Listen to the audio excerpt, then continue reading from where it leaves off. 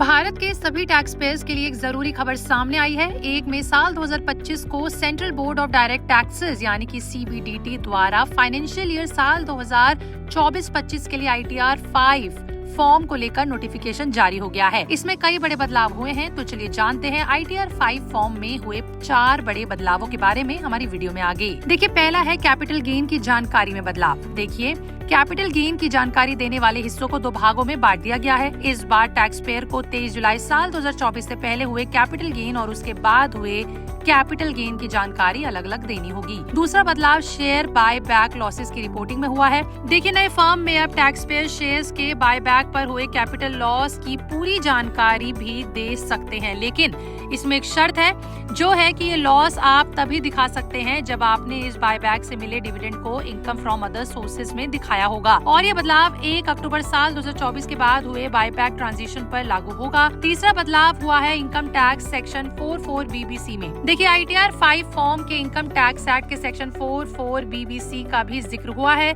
आपको बता दें कि इस सेक्शन में आमतौर पर नॉन रेसिडेंट की तरफ से एविएशन बिजनेस से होने वाली कमाई से जुड़ा होता है, जिसके अंदर बदलाव हुआ है। तो वहीं चौथा बदलाव ये हुआ है कि TDS सेक्शन कोड जरूरी हो गया है। देखिए, ITR 5 फॉर्म को लेकर जो एक और बड़ा बदलाव सामने आया है, यानी अपडेट सामने आया है, वो ये है कि अब टैक्स डिडक्टेड एट सोर्स वाले हिस्से में किस सेक्शन की तरह टैक्स काटा गया है, यानी अब उसका कोड बताना भी जरूरी होगा। देखिए, आपको बता दें कि इनकम टैक्स डिपार्टमेंट ने कहा है कि शेड्यूल AL के साथ यानी कि एसेट और लिएबिलिटी की जानकारी देने की सीमा 50 लाख रुपए से बढ़ाकर 1 करोड़ रुपए कर दी गई है। वहीं आपको बता दें कि इसकी जानकारी इनकम टैक्स डिपार्टमेंट ने X प्लेटफॉर्म के जरिए पोस्ट कर बताई। वहीं इस नए फॉर्म के जारी होने की पूरी सूचना टैक्स पेयर्स को वहीं से मिली। आपका इस पर क्या कहना है, कमेंट सेक्शन में लिख के जरूर बताएं, और क्या आप भी एक टैक्स पेयर हैं, कमेंट में लिख के ये भी बताएं।